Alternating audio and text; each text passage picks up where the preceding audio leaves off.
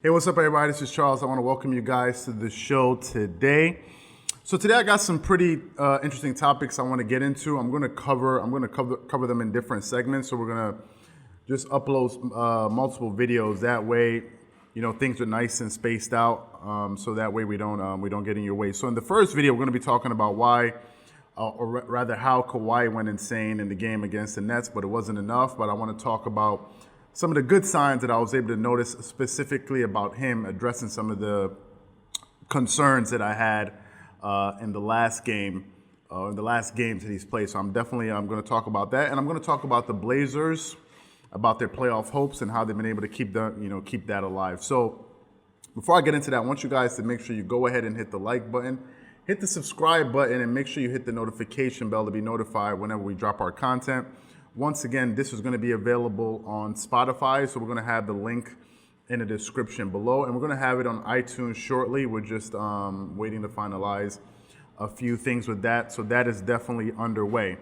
And in the second video, I'm also going to be talking about the NBA sort of playoff preview for the seeding, because we're almost there. There are only about 2 games left for each team to play.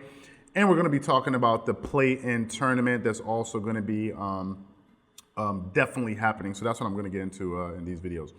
So let's just talk about a little bit about the game that I watched last night. I watched bits and pieces of it. I didn't watch the entire game because I was pretty tired and I couldn't watch the entire game. Now, as most of you are aware, Paul George was not available for the last game because, for last night's game, because he played the last game and Kawhi took the night off. So Doc Rivers just sort of, switched them out so Kawhi would play one game and Paul George rested, which I had no problem with. In the game before, I think 2 days ago, they were able to, excuse the print in the background. But anyway, in the game before, they were able to go out there, and the bench just really shined in the last few moments of the game. It was a hilarious ending between the whole Patrick Beverley, Paul George, and Damian Lillard spat that happened at the end of the game. So we did a video on that. So we're going to link that in the description below. If you didn't see my sort of feedback on those videos, we're going to link that there. So you guys can definitely check that out as well. Now, in last night's game, Paul George wasn't available, Pat Beverley wasn't available, and Montrezl Harrell, who has not been available for this entire bubble because of some, family emergency, let's say, that he was tending to, will be in the bubble this week. He's going to make his appearance. Now, they have 2 games. They have a game on Wednesday and they have a game on Friday. I don't know if he's going to be able to play in any of those games. Probably they're going to insert him in the last game, or probably the game on Wednesday. I don't know. So we're awaiting to see his return. Now, in the first half of that game, Kawhi Leonard had 19 points. So if you guys remember, in the last show that we did, I spoke about the fact of how I think Kawhi Leonard hasn't been looking as explosive as he did prior to the shutdown of the season. If you go back and look at some of his highlights on YouTube videos that are compilation videos, you'll see that he had more quickness, he had more spring, he had more bounce in his jump. He was dunking a lot more, especially through contact. Whereas since the restart, he hasn't been really looking for contact. He hasn't been playing through contact. A lot of times, defenders have been able to siphon him off. His first step didn't seem as explosive as it was before. So I've been watching and I'm like, okay, maybe he's still rounding into shape. Now, granted, he said that during the lockdown, he was able to get into into a gym and, get some shots up. But as we all know, there's nothing like the real thing in playing playing an NBA game with that speed, and your conditioning is completely different. Even in scrimmaging, it's completely different when you're playing against NBA competition. So he mentioned that, and you can see that for all teams. All of the teams didn't look so sharp coming out of the gate, at least offensively, with the exceptions of the Phoenix Suns, who have remained pretty much perfect in this Orlando bubble. So it was a good sign to see him get to his spots in the first half and get up 19 points. But in the second half, now, first of all, before I even get to that, the Clippers played horrible defense in the first half. They gave up 74 points, which to me is just inexcusable. Now, I'm not going to overreact because I don't believe they're going to play that type of defense once the playoffs commences on August 17th, right after the play-in tournament. So I don't believe they're going to be playing that type of sloppy defense and giving up 70-plus points in a half. I don't think that's going to happen. But when the game started in the third quarter, Kawhi Leonard just came out with a quick flurry. I mean, the Clippers went on an 8-0 run, and he hit 2 3-pointers and a 2-point shot, and he pretty much just brought them back in the game. And Kawhi Leonard on his own went on an 11-0 run, and before you knew it, the game was tied. He went from having 19 points to 30 points in like 2 minutes. And if you listen to the commentary, depending on who you listen to, who carried the game, Chauncey Billups said something that is true. He said Kawhi Leonard scores in bunches. He scores very quickly, and he can put up a lot of points quickly. If you look at him last season, I don't know if you guys saw him play much last season, Kawhi Leonard usually would come out in the third quarter and just get a bunch of buckets really quickly. He would go out there and run off 10, 15, even 17 points in the third quarter.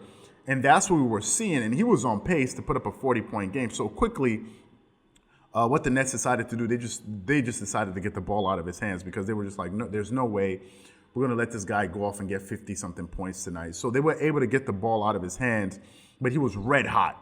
In that third quarter. Now, what I did notice about the Brooklyn Nets was that they were playing hellacious defense. I mean, these guys were all over the court. If you watch them, it was like as if these guys were on it was like somebody sped them up times one on the speed, because they were so quick. They had so much activity, and they were playing with so much energy and competing on the defensive end. And, once the Clippers were able to tie the game, the Nets were just, it looked like, they wanted it more, and they were just able to come away with the win at the end, although the Clippers made it close by the end of the third quarter.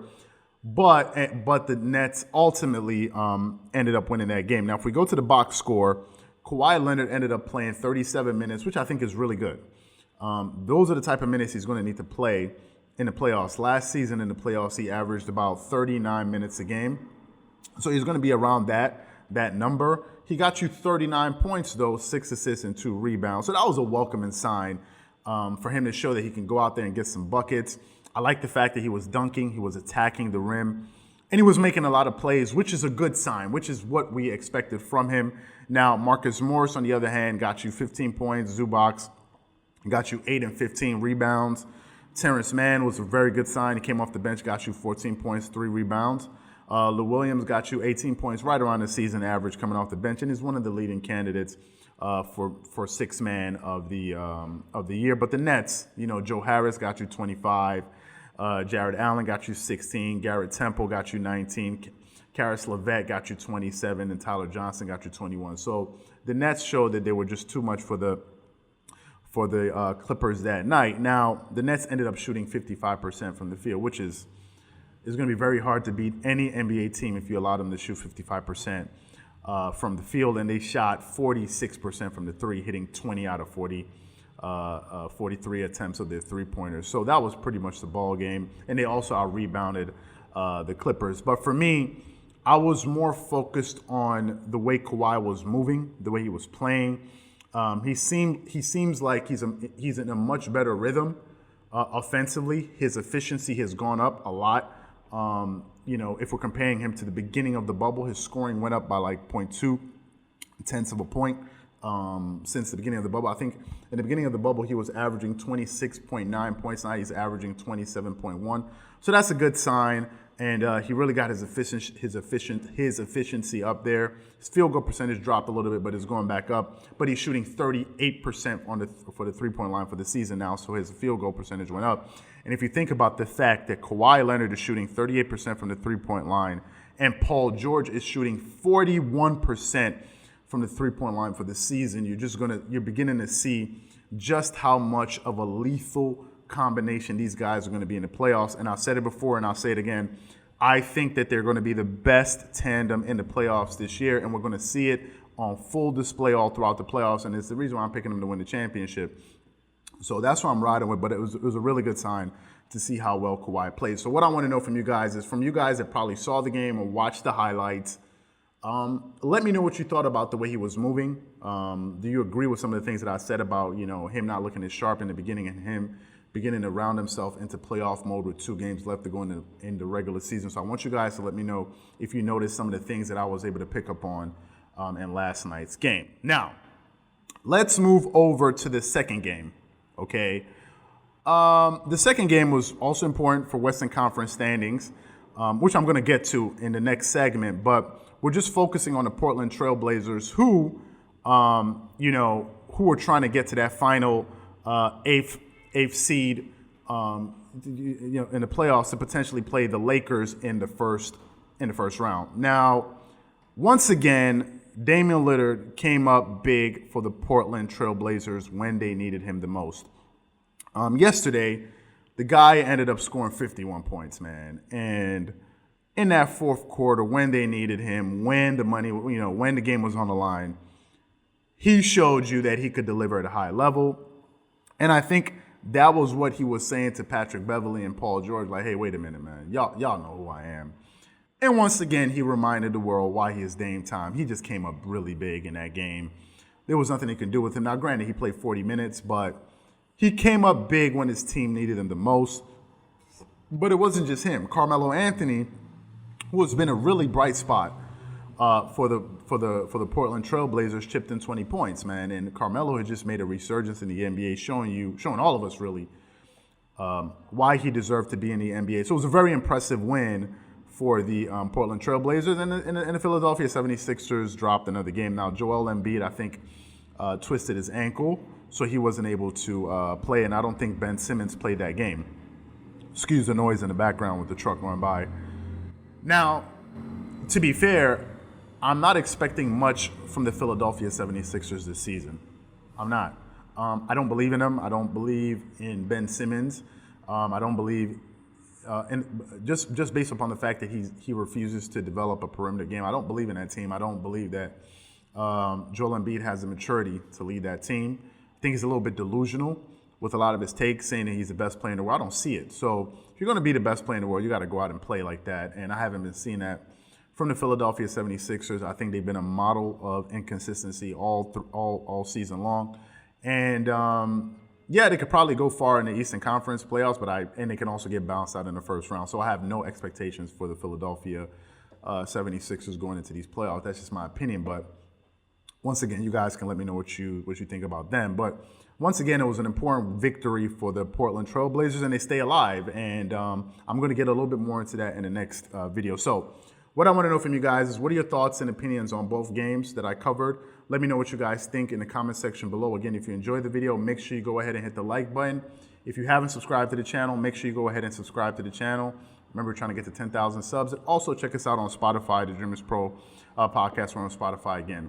Once again, this is Charles from Dreamerspro, wishing you guys an amazing day. Peace.